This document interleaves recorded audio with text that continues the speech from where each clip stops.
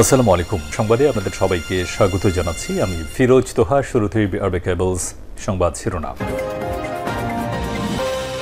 বাংলাদেশের সর্বশেষ গুরুত্বপূর্ণ আপডেট সংবাদে আপনাকে স্বাগত। শুরুতেই সংবাদ শিরোনাম, পরে বিস্তারিত।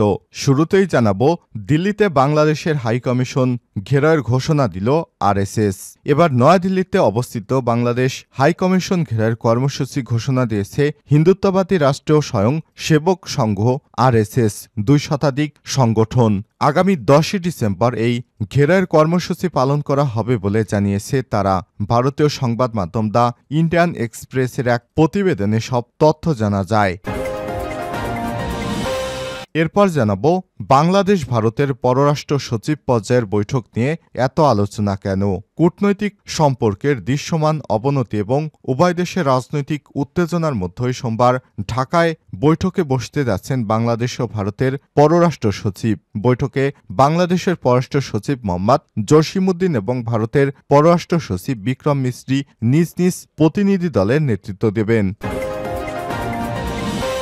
এদিকে ট্রাম্পের হুমকি, ডলারের বিপরীতে ব্রিক্সের মুদ্রা নিয়ে যা বলল ভারত। মার্কিন ডলারের বিপরীতে নতুন কোনো মুদ্রা নিয়ে সিদ্ধান্ত হয়নি বলে জানিয়েছে ভারতের পররাষ্ট্রমন্ত্রী এস জয়শঙ্কর। কাতার থেকে তিনি এই তথ্য জানান।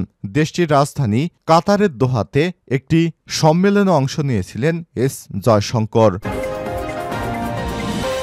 এবারে জানাবো, দামেস্কের নিয়ন্ত্রণ, সিরিয়ার বিদ্রোহীদের, বাশারের শাসন শেষ। সিরিয়ার রাজধানী দামেস্কের দখলের ঘোষণা করেছে বিদ্রোহীরা, আর এর মাধ্যমে বাশার আল আসাদ সরকারের পতন হল বলেও তারা ঘোষণা করেছেন। প্রেসিডেন্ট বাশার আল আসাদ বিমানে করে ইতিমধ্যেই রাজধানী ছেড়ে পালিয়ে গেছেন বলে জানা গেছে। তার বিদায়ের পরপরই দামেস্কে আন্তর্জাতিক বিমানবন্দর থেকে সরকারি বাহিনী সরে যায়। সরকারি বাহিনী জানিয়েছে তাদের সৈন্যরা প্রতিরক্ষা মন্ত্রণালয় ছেড়ে চলে গেছে, আর বিদ্রোহীরা সরকারি টেলিভিশন ও রেডিও স্টেশনের দখল করার দাবি করেছে। এছাড়াও অন্যান্য স্থাপনারও নিয়ন্ত্রণ নিয়েছে তারা। এবারে জানাবো, রাতে খাবার খেয়ে মাদ্রাসা শিক্ষকসহ ৫০ জন ছাত্র হাসপাতালে ভর্তি। রাজধানীর বংশালে আল জামিয়া ফোরকানিয়া মদিনাতুল উলুম মাদ্রাসায় রাতের খাবার খেয়ে শিক্ষকসহ ৫০ জন শিক্ষার্থী অসুস্থ হয়ে পড়েছেন। তাদের ঢাকা মেডিকেল কলেজ হাসপাতালে নেওয়া হয়েছে। গতরাত ৮টার দিকে তারা অসুস্থ অবস্থায় ঢামেকের জরুরি বিভাগে নিয়ে যাওয়া হয়। মাদ্রাসাটির প্রিন্সিপাল মোহাম্মদ মাসুম বিল্লাহ সংবাদ মাধ্যমকে জানান, মাদ্রাসাটিতে ১৭০ জন শিক্ষার্থী, যাদের অধিকাংশই শিশু। শুক্রবার দুপুরে মাদ্রাসায় মুরগি দিয়ে বিরিয়ানি রান্না করা হয়। দুপুরে শিক্ষার্থী, শিক্ষক এবং স্টাফরা সেই বিরিয়ানি খান এবং একই সময় কোনো ব্যক্তি বা কোনো সংগঠন থেকে রান্না করা গরুর বিরিয়ানিও দিয়ে যায়। যেহেতু তখন তারা দুপুরের খাবার খেয়ে ফেলেছেন, সেজন্য গরুর বিরিয়ানি রেখে দেন রাতে খাবার জন্য। রাতে সবাই একত্রে সেই গরুর বিরিয়ানি খান। এরপর সকালে ঘুম থেকে উঠেই এক একজন অসুস্থ বোধ করতে থাকে। সারাদিন অসুস্থ বোধ করার পর সন্ধ্যার পর তাদের স্থানীয় হাসপাতাল ও ঢাকা মেডিকেল কলেজ হাসপাতালে নিয়ে আসা হয়। গরুর মাংসের বিরিয়ানি রান্না করা দিয়ে গেছে, সেটি কে দিয়ে গেছে তারা জানেন না। এবং সর্বশেষ জানাবো, হুন্ডি ব্যবসায় শত কোটি টাকার মালিক ৩ ভাই, দখল, হয়রানি, হত্যা করেও ধরাছোঁয়ার বাইরে। কুমিল্লা থেকে এক পরিবারের ব্যাংকে অর্ধশত কোটি টাকার লেনদেনের তথ্য মিলেছে। যে পরিবারটি মাত্র ১ বছর আগে মাছ বিক্রি করে সংসার চালাতো, এর মধ্যে একজন রিয়াল পাচারকালে সৌদি আরবে ধরা পড়ে জেল খেটেছেন ৬ মাস। রাজধানীতে রয়েছে বহুতল ভবন, একাধিক প্লট, ফ্ল্যাট, জায়গা জমি। গ্রামের বাড়িতে রয়েছে কোটি কোটি টাকার কৃষি জমি। প্রতিবেশীদের উচ্ছেদ করে ৮০ শতক জমি দখল করে বাউন্ডারি ওয়াল তৈরি করেছেন বাগানবাড়ি। জমি না ছাড়তে চায় প্রকাশ্যে চাচাতো ভাইকে হত্যা করেছেন গলা কেটে।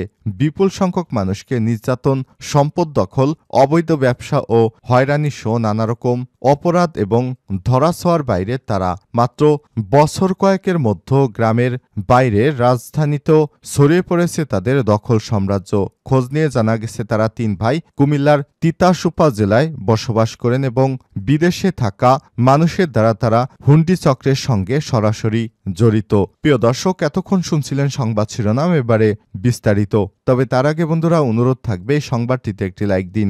এই চ্যানেলে আপনি নতুন হয়ে থাকলে আমাদের সংবাদটি দেখতে দেখতে চ্যানেলটি সাবস্ক্রাইব করে রাখুন। কমেন্ট করে আপনার মূল্যবান মতামত জানিয়ে দিন বন্ধুরা, আপনি বিশ্বের কোন দেশ থেকে বা বাংলাদেশের কোন স্থান থেকে আমাদের সংবাদটি দেখছেন এবং শুনছেন। এবারে বিস্তারিত। দিল্লিতে বাংলাদেশ হাইকমিশন ঘেরাওয়ের ঘোষণা আরএসএসের। এবার দিল্লিতে বাংলাদেশ হাইকমিশন ঘেরাওয়ের কর্মসূচির ঘোষণা দিয়েছে হিন্দুত্ববাদী রাষ্ট্র স্বয়ংসেবক সংঘ আরএসএস ২ শতাধিক সংগঠন। আগামী ১০ই ডিসেম্বর এই ঘেরাওয়ের কর্মসূচি পালন করা হবে বলে জানিয়েছে তারা। শুক্রবার ৬ ডিসেম্বর ভারতীয় সংবাদ মাধ্যম দ্য ইন্ডিয়ান এক্সপ্রেসের এক প্রতিবেদনে সব তথ্য জানানো হয়েছে। প্রতিবেদনে বলা হয়েছে, দ্বিপক্ষীয় সম্পর্ক নিয়ে ফরেন অফিস কনসালটেশন এর এফওসি বৈঠকে যোগ দিতে বিক্রম মিস্ত্রি ঢাকায় যাচ্ছেন ৯ ডিসেম্বর। এর একদিন পরই অর্থাৎ ১০ই December civil society of Delhi নামের একটি সংগঠনের ব্যানারে বাংলাদেশ হাইকমিশনের ঘেরাও কর্মসূচি ঘোষণা দিয়েছে আরএসএস। দিল্লি নাগরিক সমাজের ব্যানারে বাংলাদেশ হাইকমিশন ঘেরাওয়ের কর্মসূচি নেওয়া হলে উদ্যোগটা প্রধানত আরএসএসের দিল্লি শাখার গণমাধ্যম ব্যবস্থাপনার সহপ্রধান রজনীশ জিন্দাল গতকাল শুক্রবার দিল্লিতে সংবাদ সম্মেলন করে এই কর্মসূচি ঘোষণা করেন। তিনি বলেন, নাগরিক সমাজের এই কর্মসূচি ১০ই ডিসেম্বর অনুষ্ঠিত হবে। ওই দিন আন্তর্জাতিক মানবাধিকার দিবস হিসেবে পালিত হয়। রজনীশ অভিযোগ তুলে বলেন, বাংলাদেশে হিন্দুসহ সব সংখ্যালঘুদের উপর অত্যাচারের ঘটনায় সারা ভারত ক্ষুব্ধ। ওই কর্মসূচিতে দেশের ২০০টির বেশি সামাজিক, সাংস্কৃতিক ও ধর্মীয় সংগঠনের প্রতিনিধিরা অংশ নেবেন। বাংলাদেশ হাইকমিশনে তারা এক স্মারকলিপি পেশ করবেন। স্মারকলিপি দেবেন জাতিসংঘের মানবাধিকার কমিশন, বিশ্ব স্বাস্থ্য সংস্থা, অ্যামনেস্টি ইন্টারন্যাশনাল এবং এশিয়ান ডেভেলপমেন্ট ব্যাংকের কাছেও। প্রত্যেককে বলা হয়, বাংলাদেশে হিন্দুদের উপর অত্যাচার বন্ধে তারা ব্যবস্থা গ্রহণ করুক। বাংলাদেশ ও ভারতের পররাষ্ট্র সচিব পর্যায়ের বৈঠক নিয়ে এত আলোচনা কেন?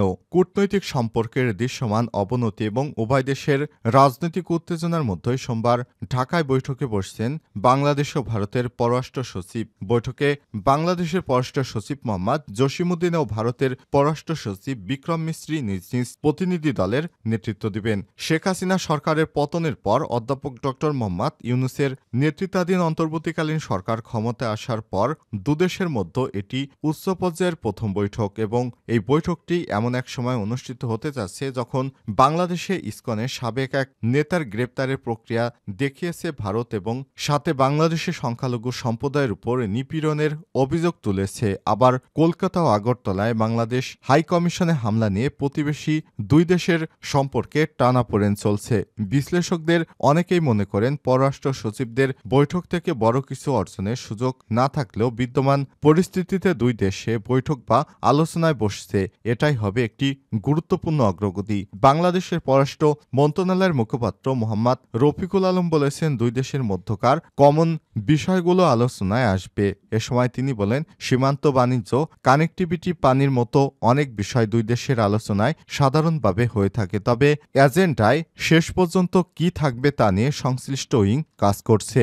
সাবেক কূটনৈতিক হুমায়ুন কবির বলেছেন, এজেন্ডায় যাই থাকুক সব ধরনের উস্কানি নিরসন করে উত্তেজনা কমিয়ে এনে দুই দেশের সম্পর্ক স্বাভাবিক করার জন্য এবারের এই বৈঠক গুরুত্বপূর্ণ হয়ে উঠতে পারে।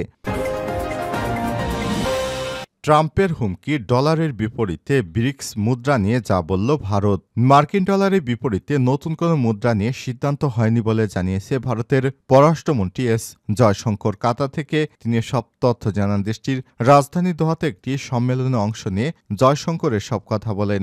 নবনির্বাচিত মার্কিন প্রেসিডেন্ট ডোনাল্ড ট্রাম্প এর আগে ব্রিক্সের নতুন মুদ্রানীতি নিয়ে হুমকি দিয়েছিলেন। এক সপ্তাহ পরই ভারতের পররাষ্ট্রমন্ত্রী বিষয়টি পরিষ্কার করলেন। তিনি বলেন, উদীয়মান অর্থনীতির দেশ ও ব্রিক্স সদস্য রাষ্ট্র ভারত, রাশিয়া ও চীন ডলারের বিপরীতে নতুন কোনো মুদ্রানীতিকে সমর্থন জানায়নি। ট্রাম্প হুমকি দিয়েছিলেন, যদি ব্রিক্স সদস্য রাষ্ট্র নতুন মুদ্রানীতি চালু করে তাহলে তারা ভারতের উপর ১০০% শুল্ক আরোপ করবে। এই ভয়ে ভারত মুদ্রানীতি চালু করেনি। দামেস্কের নিয়ন্ত্রণ সিরিয়ার বিদ্রোহীদের বাশারের শাসন শেষ। সিরিয়ার রাজধানী দামেস্কের দখল করার ঘোষণা করেছে বিদ্রোহীরা, আর এর মাধ্যমে বাশার আল আসাদের সরকারের পতন হলো বলেও তারা ঘোষণা করেছেন। প্রেসিডেন্ট বাশার আল আসাদ বিমানে করে ইতিমধ্যেই রাজধানী ছেড়ে পালিয়ে গেছেন। তার বিদায়ের পরপরই দামেস্কের আন্তর্জাতিক বিমানবন্দর থেকে সরকারি বাহিনী সরে যায়। সরকারি বাহিনী জানিয়েছে তাদের সৈন্যরা প্রতিরক্ষা মন্ত্রণালয় ছেড়ে চলে গেছে। আর বিদ্রোহীরা সরকারি টেলিভিশন ও রেডিও স্টেশন দখল করার দাবি করেছে। তারা অন্যান্য স্থাপনার নিয়ন্ত্রণ গ্রহণ করেছে। সিরিয়ার বিদ্রোহীরা জানিয়েছে স্বৈরাচার বাশার আল আসাদ পালিয়েছে। আমরা দামেস্কে স্বৈরাচার বাশার আল আসাদ মুক্ত বলে ঘোষণা করছি। এর আগে দাবি করা হয় পর্যবেক্ষণকারী ইউনিটগুলো রাতেই দামেস্কে প্রবেশ করেছে। তারা প্রেসিডেন্ট বাশার আল আসাদের সন্ধান করছে, তবে তাকে তারা খুঁজে পায়নি। শনিবার একদিনে সিরিয়ার 4টি নগরীর দখল করার পর বিদ্রোহীরা রাজধানী দখল করার দিকে মনোযোগ দেয়। তারা দারা কুনিয়া, সাওয়াদা এবং হোমস শনিবার বিদ্রোহীরা দখল করে নেয়। শনিবার সিরিয়া বিষয়ক জাতিসংঘ বিশেষ দ্রুত গেইর পেটারসান সুশৃঙ্খলভাবে রাজনৈতিক পথ পরিবর্তন নিশ্চিত করতে জেনেভায় জরুরি বৈঠকের আহ্বান জানিয়েছেন। কাতারের বার্ষিক দোহা ফোরামে ভাষণ দেওয়ার সময় তিনি বলেন, সিরিয়ার পরিস্থিতি মিনিটে মিনিটে পাল্টাচ্ছে। আসাদের প্রধান আন্তর্জাতিক সমর্থক দেশ রাশিয়ার পররাষ্ট্রমন্ত্রী সার্গেই ল্যাভরভ বলেছেন তিনি সিরিয়ার জনগণের জন্য দুঃখ বোধ করছেন।